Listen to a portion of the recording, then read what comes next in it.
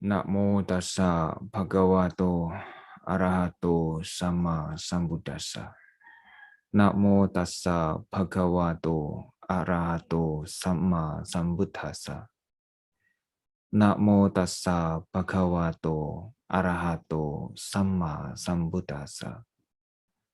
Kalena dhamma sakkaca eta manggalamutamang.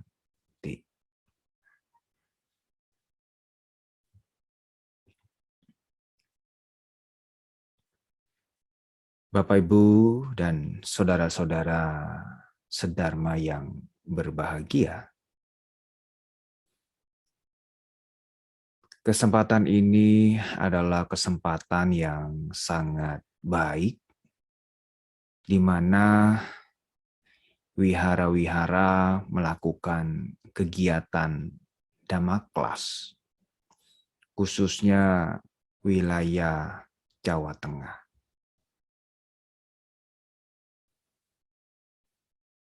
Saudara-saudara, Dhamma Class ini dilakukan rutin oleh beberapa wihara. Tentu kegiatan ini juga menambah wawasan Bapak, Ibu, dan saudara-saudara.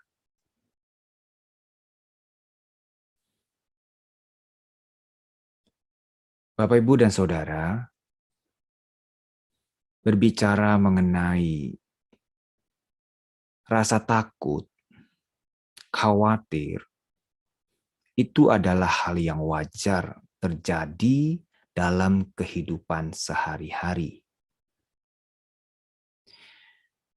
Jika seseorang menginginkan sesuatu, yaitu ingin bebas dari rasa takut, juga itu adalah hal yang wajar. Ya, itu adalah hal yang wajar. Rasa takut dan khawatir ini dilahirkan dari pikiran yang dipengaruhi oleh kondisi-kondisi. Jadi kondisi ini juga bisa mempengaruhi pikiran-pikiran seseorang yang belum siap, sehingga muncullah masalah-masalah baru. Nah, Bapak, Ibu, dan Saudara, seringkali rasa takut, khawatir ini menambah beban hidup seseorang, yaitu tidak tenang. Karena takut jadi tidak tenang, gelisah, tidak damai hatinya. Sehingga sulit sekali menemukan yang namanya kedamaian karena diliputi oleh rasa takut. Ya, rasa takut ini bermacam-macam.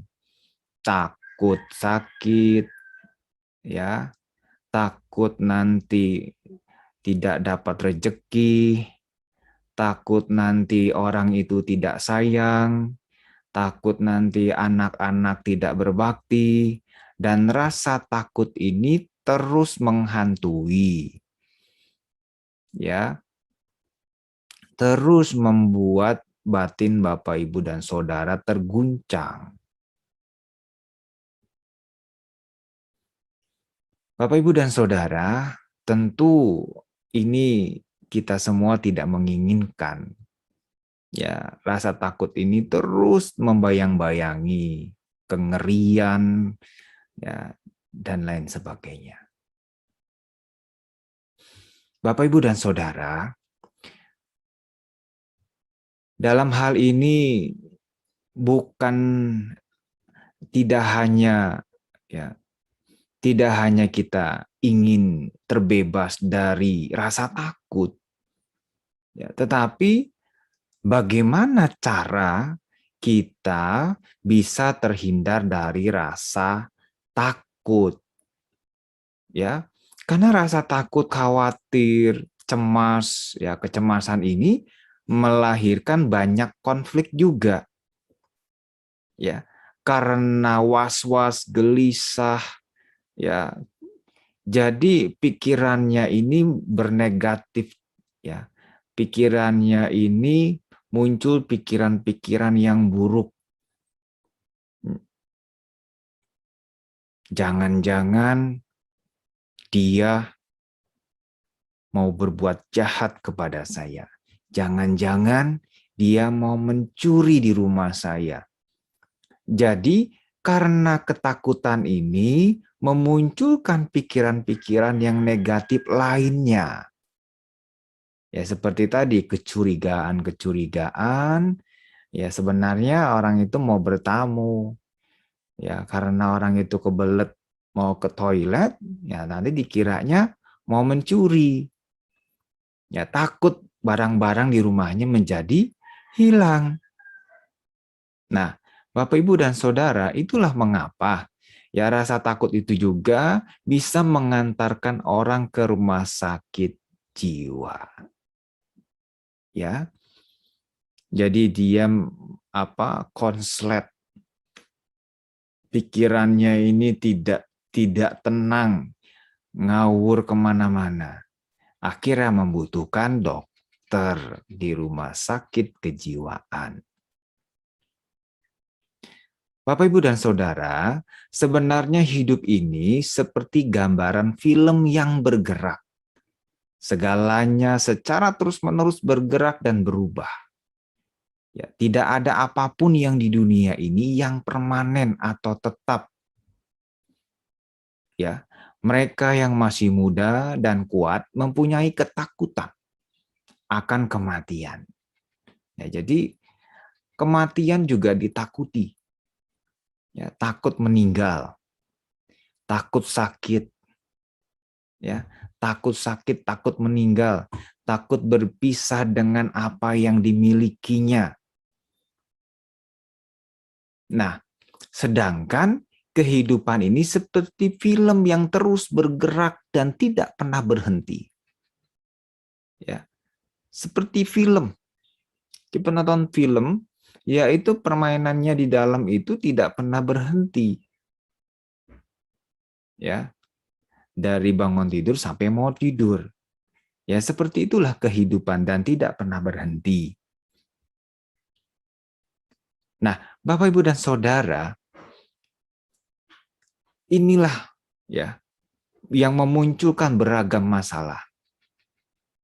Ya, sulit tidur. Ya, karena ketakutan juga membuat orang menjadi sulit tidur. Kalau Bapak, Ibu, Saudara sulit tidur dan itu dibiasakan, maka itu menjadi penyakit baru lagi. Ya, penyakit baru lagi. Jadi penyakitnya penyakit sulit tidur. Kalau sulit tidur, tentu itu akan memicu penyakit-penyakit yang belum ada menjadi muncul. Ya, apakah bermasalah dengan livernya karena kurang tidur dan lain sebagainya. Atau besok pagi menjadi mengantuk, itu juga menjadi masalah yang baru. Akibat rasa takut, khawatir, ya yang tidak terkontrol, ya melahirkan ya akibat-akibat yang tidak baik. Ya. Bapak, Ibu, dan Saudara, itulah ya semua mengalami rasa takut, ya, rasa takut, rasa khawatir. Pengharapan tentang segala sesuatu yang menyenangkan tampaknya ya berlalu begitu cepat. Ya, jadi Anda mungkin pernah berpikir bahwa kok baru saja saya terima gaji, kok cepat hilang ya. Aduh, saya khawatir nanti takut tidak kebeli susu, takut tidak kebeli makanan, bahan baku, dan lain sebagainya. Jadi takut ya. Sedangkan ini berlalu begitu cepat. Ya, kesenangan. Jadi pas terima gaji senang bahagia. Dan kesenangan itu tidak bisa bertahan lama.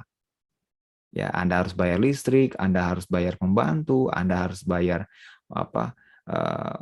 makanan yang harus Anda bayar dan lain sebagainya. Ya, itu. Pelatihan, ya, perasaan tersebut seperti wajar adanya. Ya, keadaan timbul tenggelam dalam hidup semacam itu. Ya, mempermainkan manusia seperti boneka, ya, dimainkan oleh tali. Ya, jadi seperti boneka kalau ya kita tidak punya pendirian. Jadi dipermainkan oleh perubahan, ya, dipermainkan oleh perubahan. Ya, kalau perubahannya menyenangkan dia senang, kalau perubahannya menyedihkan dia ikut menyedihkan. Jadi seperti boneka, disuruh sedih mau, disuruh bahagia mau. Nah, Bapak Ibu dan Saudara, tentu hal ini perlu kita sikapi dengan bijaksana. Sang Buddha pernah mengatakan, ya, Sang Buddha pernah mengatakan bahwa ya dari keserakahan timbullah kesedihan. Ya, dari keserakahan timbullah ketakutan. Bagi ia yang sepenuhnya terbebas dari keserakahan, tidak ada kesedihan apalagi kekhawatiran. Ya, keserakahan ini bisa menimbulkan berbagai macam masalah. Ya, seperti salah satunya adalah kesedihan, ya karena ketakutan, ya membuat hatinya resah, khawatir. Ini salah satu penyebabnya adalah keserakahan. Ya, kenapa serakah ini bisa dikatakan membuat orang lain takut atau membuat diri sendiri takut? Ya, karena kita tidak mau kehilangan. Ya, karena kalau orang serakah itu kecenderungannya adalah melekati apa yang disenangi. Nah, ketika apa yang disenanginya ini berubah, ya, maka muncul kekecewaan batin. Kalau yang disenanginya ini belum berubah, muncul ketakutan. Ya, takut hilang, takut dicuri, takut tidak dapat lagi, dan lain sebagainya.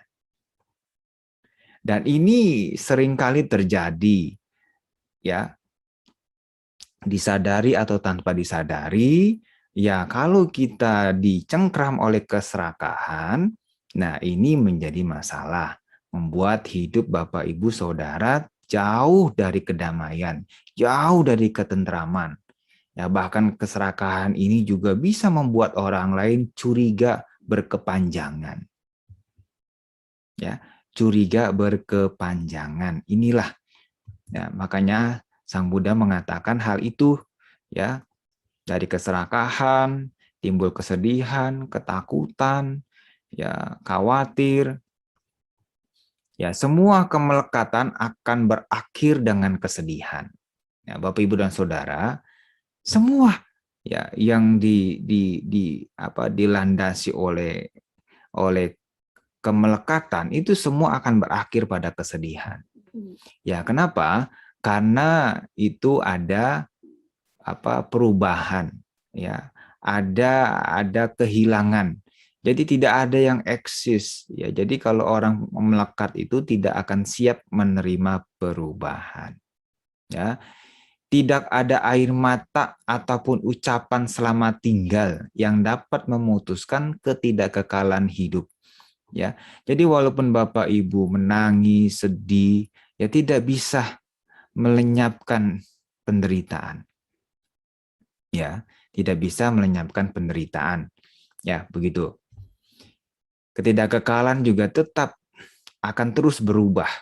Ya, walaupun kita memohon-mohon supaya tidak berubah, tetap saja hidup ini dicengkram oleh perubahan.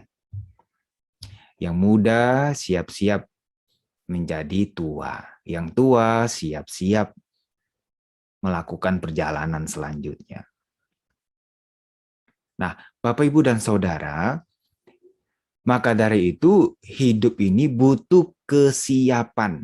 Ya, kalau tidak siap, ya nanti muncul beragam problem-problem kehidupan.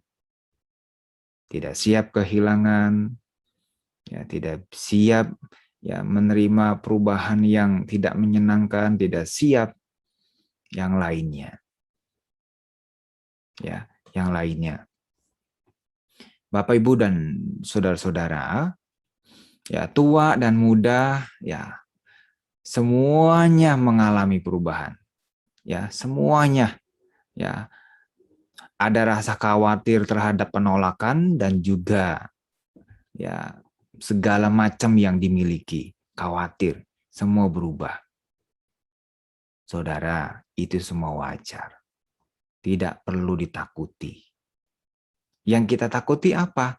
Kehilangan kesempatan berbuat baik. Itu boleh. Ya. Tapi ketakutan itu juga harus disadari. Wah, aku takut nggak berbuat baik. Nah, ini juga menderita juga. Ya, tapi ini masih lebih baik daripada ketakutan, kehilangan harta benda, dan lain sebagainya. Dan itu yang membuat kita semakin menderita. Ya.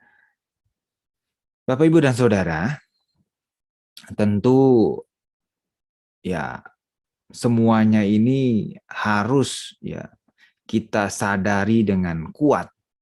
Ya, kita harus mengerti dengan benar bahwa ajaran Buddha itu menyarankan kita untuk memahami ya hukum ketidakkekalan, yaitu hukum perubahan. Ya, kita memahami, dengan memahami kita bisa menerima bahwa memang benar hidup ini tidak ada yang kekal dan tidak patut dilekati. Ya, pada siapapun ketakutan timbul, ia timbul pada orang yang bodoh. Ya, jadi orang yang ketakutan ini adalah orang yang bodoh. Bodoh di sini bukan berarti tidak sekolah. Ya, bodoh di sini tidak mengerti, tidak memahami hukum ketidakkekalan. Dia menganggap hidup ini kekal, abadi, tidak pernah berubah. Dan ini dikatakan orang yang bodoh. Ya, karena hal inilah membuat orang ketakutan. Ketakutan bukan lain daripada tahapan pikiran. Ya, ketakutan ya ini semua karena dari pikiran itu sendiri. Ya, pikiran-pikiran itu sendiri yang membuat hidup semakin tidak nyaman. Ya, tidak nyaman. Cobalah untuk melakukan sesuatu. Ya, cobalah untuk melakukan sesuatu. Begitu. Apa sesuatu ini? Kuasailah pikiran. Ya, kuasailah pikiran, kendalikanlah pikiran. Ya, kekhawatiran mengeringkan darah lebih cepat. Ya, itu ibaratnya. Ya, jadi khawatir ini bisa membuat orang menjadi cepat tua. Ya, menjadi wajahnya tidak cerah gitu. Ya, tidak cerah. Ya, karena apa? Penuh kegelisahan, penuh ketidaktenangan. Ini yang membuat ya seseorang menjadi tidak indah. Ya, karena kekhawatiran itu. Ya, kekhawatiran itu. Pikiran seseorang mempengaruhi keadaan dirinya sendiri ya secara mendasar. Ya, jadi secara mendasar tuh dirinya sendiri ini ya. Nah, pikirannya ini secara mendasar mempengaruhi dirinya sendiri. Ya, pemikiran atau pikiran mempunyai kekuatan yang sama sebagai obat. Ya, pikiran juga bisa meracuni diri sendiri. Pikiran juga bisa menjadi obat bagi diri sendiri. Gitu, ya. Jadi pikiran ini juga bisa jadi racun. Ya, pikiran ini juga bisa jadi racun. Pikiran ini juga bisa jadi obat. Ya, seperti tadi, pikiran yang dikuasai ketakutan itu juga menjadi racun.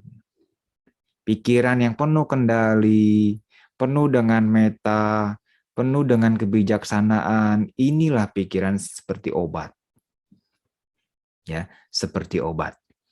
Itulah Bapak Ibu dan saudara-saudara, mengapa bahwa mengendalikan pikiran itu sangat penting. Ya, janganlah Anda mencari sesuatu ketika Anda sudah mengalami stres. Ya, kalau Anda sudah stres, baru mencari mengendalikan pikiran, nah ini menjadi berat. Bukan tidak bisa, tetapi berat. Ya, Bapak, Ibu, dan Saudara, ketika pikiran ya sedang dalam keadaan tidak baik, ia dapat membunuh, ia dapat melukai, ia dapat mencuri, ia dapat berzina, ia dapat berdusta. Ia bisa juga bermabuk-mabukan. Itu kalau pikiran lagi tidak baik. Ya, pikiran buruk. Kalau pikirannya dikuasai oleh keserakahan, bisa saja dia mencuri, bisa saja dia membunuh, bisa saja dia berzina, bisa saja dia menipu, berucap tidak benar, bisa saja dia bermabuk-mabukan. Kalau pikiran-pikiran ini dikuasai oleh keserakahan dan tidak lagi memahami hukum ketidakkekalan. Ya, dia menganggap ini eksis, ini tidak pernah berubah. Ya, nanti itu tambah menderita. Ya. Bapak, Ibu, dan Saudara, bagaimana caranya kita untuk mengendalikan rasa takut, ya, kecemasan? Ya, salah satunya adalah dengan melatih meditasi dalam kehidupan sehari-hari. Ya, kalau Anda keburu stres dulu, ya ada masalah besar dulu baru cari meditasi, ya nanti Anda semakin tertekan. Karena ketika Anda mau bermeditasi, Anda punya keinginan ekspektasi yang tinggi. Ya, yaitu aku ingin bermeditasi supaya aku tenang, seimbang, gitu ya. Nah, ketika keinginan ini tidak tercapai dalam latihan bermeditasi, semakin menderita. Ya, karena Anda meditasi dalam kondisi takut, cemas, dan lain sebagainya. Kalau bisa jangan menunggu itu terjadi. Kalau sudah terjadi, Bante, masih baik juga. Masih cari ya latihan mengendalikan pikirannya dengan bermeditasi. Ya, tapi ada juga yang ada masalah, yang punya rasa takut, ya pergi ke gunung-gunung, pergi ke pohon-pohon besar, ya dia minta perlindungan supaya terhindar dari rasa takut. Faktanya, masalahnya belum juga selesai. Pikiran masih diliputi oleh rasa takut. Atau Anda hanya pergi sekedar ya ke wihara, pulang lagi, sekedar pergi ke wihara, pulang lagi, itu pun belum bisa menyelesaikan masalah ketakutan yang ada di dalam batin Anda masing-masing. Oleh karena itu, latihan meditasi ini sangat penting. Ya, sangat penting. Apalagi sekarang banyak ya program meditasi online. Anda bisa dilihat di YouTube mana meditasi yang sesuai yang Anda cocok, Anda coba jalani. Ya, kalau dulu belum ada ya sesering ini ya. Kalau Anda perhatikan di YouTube banyak sekali program tersebut.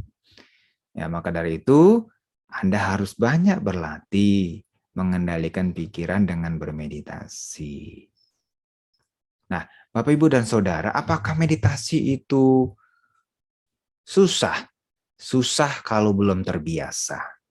Bisa karena sudah terbiasa. Ya.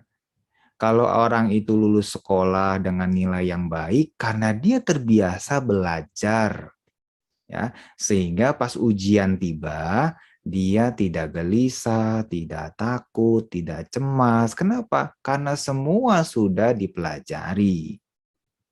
Begitu juga kalau seseorang suka mengendalikan pikirannya ya, di dalam bermeditasi, maka ketika dihadapkan oleh kondisi-kondisi yang tidak menyenangkan, maka dia siap menerimanya, siap menghadapinya. Dia tidak lari dari kenyataan. Nah, jadi kondisi buruk ini atau kondisi yang menyenangkan ini ibaratnya seperti ujian. Ya, ujian. Kalau kita menghadapi ujian dengan tenang, nah berarti kita sudah siap. Ya, coba Anda bayangkan, ada seorang anak mau ujian tapi dia belum belajar, pasti punya rasa takut, ya, punya rasa takut. Oleh karena itu, ya jalanilah ya hal-hal yang baik, ya menurut Dhamma, ya salah satunya bermeditasi, juga didukung oleh sila atau moralitas. Ya, Pancasila Buddhis. Ya, didukung dengan Pancasila. Melatih diri untuk tidak membunuh, melatih diri untuk tidak mencuri. Ya, melatih diri untuk tidak berzina, melatih diri ya untuk selalu berbicara baik. Ya, tidak menipu dan lain sebagainya. Juga tidak bermabuk-mabukan. Ya, didukung dengan sila yang baik, dengan praktek meditasi yang baik, maka bisa muncul ketenangan, kedamaian, kebijaksanaan. Dan ini semua mempersiapkan ya agar ya kita bisa menghadapi fenomena-fenomena kehidupan ini yang semuanya ini dicengkram oleh ketidakkekalan. Ya, ketidakkekalan, semua dicengkram oleh ketidakkekalan. Oleh karena itu, kita harus menghadapi kehidupan ini dengan bijaksana, dengan penuh kedamaian, dengan pemahaman-pemahaman Dhamma. Salah satunya adalah menerima ya ketidakkekalan ini sebagai kewajaran. Oleh karena itu, Anda akan jauh dari rasa takut. Hidup harmoni dan hidup bahagia dengan pikiran Anda sendiri. Terima kasih. Semoga semua makhluk hidup berbahagia.